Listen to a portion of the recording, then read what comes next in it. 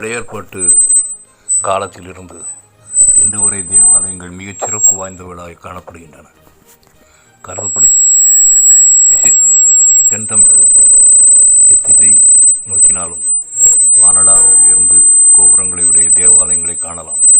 ஆனால் எந்த அளவுக்கு தேவாலயங்கள் பரிசுத்தமாக காக்கப்படுகின்றன என்பது கேள்வியே. இங்கிலாந்து தேசத்தில் உள்ள ஒரு சிறந்த தேவாலயம் உலகில் எந்த நாட்டிலும் காணப்படாத சிறப்பு அம்சங்களை கொண்டது. ஒரு வருடத்தில் எத்தனை மாதங்கள் இருக்கிறதோ அத்தனை கதவுகள் இருக்கின்றன. எத்தனை நாட்கள் உள்ளனவோ அத்தனை ஜன்னல்கள் உள்ளன. 24 தூண்களும் 60 சிற்பங்களும் 60 சிலுவைகளும் அமைக்கப்பட்டு பார்ப்போர் உள்ளத்தை பரவசப்படுத்துகின்றன. உலகெங்கிலும் இருந்த இந்த அதிசய தேவாலயத்தை வந்து மக்கள் பார்வையிட்டு செல்கின்றனர். இத்தனை வேலைப்பாடுகளுடன் அமைந்துள்ள இத்தேவாலயம் இங்கிலாந்து தேசத்தின் பெருமையை இன்னும் காட்டுகின்றது, கூட்டுகின்றது. ஆனால் தேவாதி தேவன் நம் சரீரமாகிய ஆலயத்தையே விரும்பி அதில் வாசம் பண்ணுகிறார் என்று வேதம் கூறுகிறது. நம் சரீரத்துக்கு விரோதமாக பாவம் செய்யும்போது அது ஆண்டவரின் ஆலயத்தை தீட்டுப்படுத்துவதாகும் என்று வேதம் திட்டமாய் போதிக்கிறது.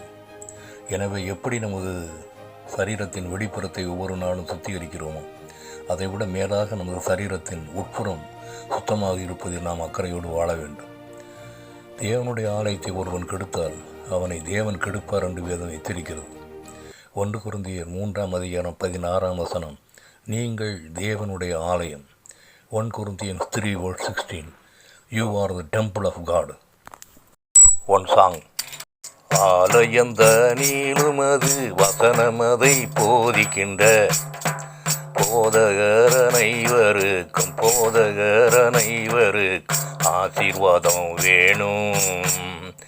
ஆவியான ஜீவதேவ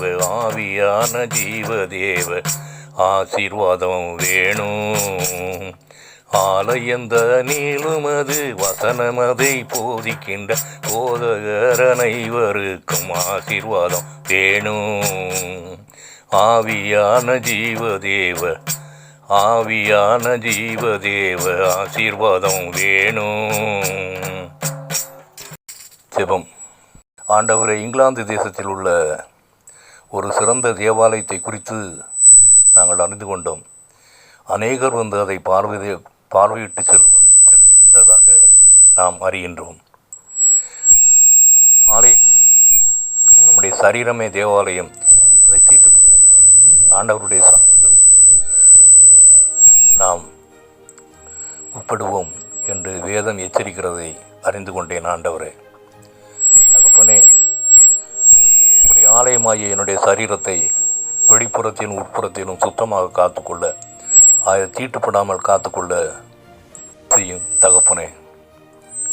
நம்முடைய கிருபைகளையும் ஆசீர்வாதங்களையும் நன்மைகளையும் நாங்கள் இந்த உலகத்திலும் பரலோகத்திலும் நாங்கள் பெற்று அனுபவிக்க, நித்திய ஜீவனை பெற்று அனுபவிக்க தகப்பனே, நீர் எங்களுக்கு அனுக்கிரகம் செய்து ஆசீர்வதிக்க வேண்டுமென்று யோசுவா மேசியா நாமத்தில் கொண்டாடி வேண்டிக் கொள்கிறோம். பரிசுத்த பிதாவே, ஆமேன்.